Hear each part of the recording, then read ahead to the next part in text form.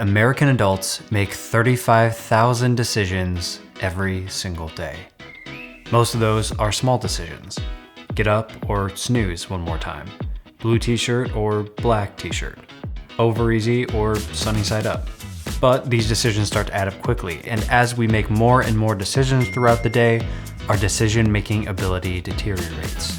This is called decision fatigue. Now, the more frequent, complex, and novel the decisions, the quicker and quicker we become fatigued. This can become very problematic in industries like healthcare or the judicial system. Now, thankfully, most of us aren't faced with this caliber of decision every single day, but we're still faced with a ton of decisions every day. Today, I'd like to share a few tips on making better decisions. 1. Make fewer daily decisions. I approach this by automating as many things as I possibly can. For me, that's a capsule wardrobe where everything goes with everything. I eat the same thing for breakfast every day. We meal prep once a week for lunch and dinner, so each day I just eat one thing for lunch and one thing for dinner. And overall, I've created a routine that I stick to on a daily basis. I generally go to bed around the same time, I wake up around the same time, I start work, go to the gym, and end work around the same time.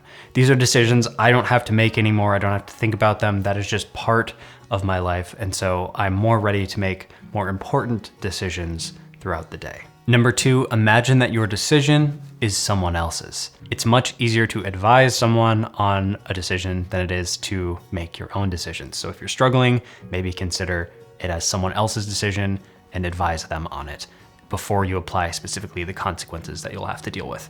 Number 3, not all decisions are equally important. Now, this might seem very obvious, but we as people are very good at procrastinating, at making hard decisions by making a bunch of the easier decisions first. That's probably not the best way to make decisions because we are more decision fatigued. Determining the importance of a decision can range from very easy to very difficult. For example, in cases where making a decision is very easy, you can probably determine which one of those is more important on your own. Would doing laundry be more important or accepting a job offer be more important? If you have a lot of decisions to make, making a list of them and ranking them in order of importance is also helpful. And if you have a lot of difficult decisions, using something called the Eisenhower matrix can be very helpful. I made a video about that. I will link it down in the description. Number 4, use a decision matrix.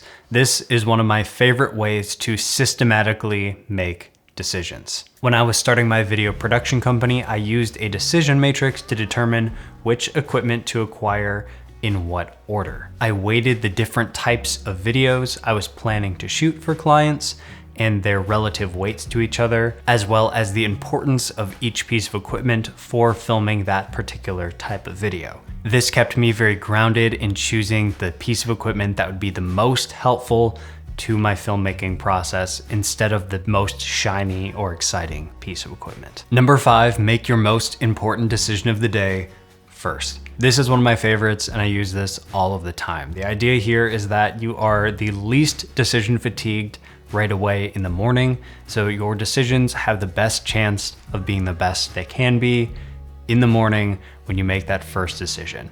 And then later on in the day, as you get more fatigued, decisions can be much lower stakes. Number 6, sleep on a big decision if possible. This goes right along with our last point, the idea that you have the most decision capital available in the morning. Number 7, know your values and beliefs. Especially when we're faced with very difficult decisions, those decisions will make us look inside of ourselves to determine what is really important to us and what we actually believe in. And if we don't know this, we're not going to make very good decisions when difficult times come. Knowing your values and beliefs is not only one of the most important things for making good quality decisions, it is one of the most important things for living the life that you want to live. If you don't know what your values and beliefs are, I made a video about how to determine that. It is down in the description or up in the card. Number 8, if you absolutely cannot decide, flip a coin. While the coin is in the air, you will inherently know in your gut which side you want it to land on.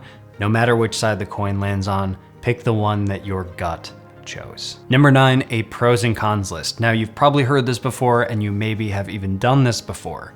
Here's a catch. Add an additional pro to one of the options. If that is not an obvious choice with the added pro, then both options are probably not equal and you should choose the other one. Let me explain a bit further with a silly example. So I am faced with the difficult decision of what should I eat for dinner tonight. My options are tacos and pizza. And I have these two options and I've made a list of pros and cons for each, and I still can't decide. If I add an additional benefit of I will receive $50 for choosing one of those options, and I add that option to the bottom of tacos, and it's still a difficult decision between pizza and tacos, obviously it's not an equal decision anymore. It's clear that pizza for dinner is more valuable than an additional $50 for eating tacos, and so I clearly need to pick pizza. Number 10, talk to a few trusted people, especially if this is a situation where your emotions are tied up in the decision. This goes back to number 2 about making decisions as if they were someone else's. Well, this is now actually someone else giving advice on a decision, and so they will be able to see the situation a bit more clearly than you can. And of course, you don't need to take their advice. Sometimes just verbally processing through a situation can be immensely helpful. I want to leave you with 2 quick hits. Number 1 is any decision is better than the perfect decision.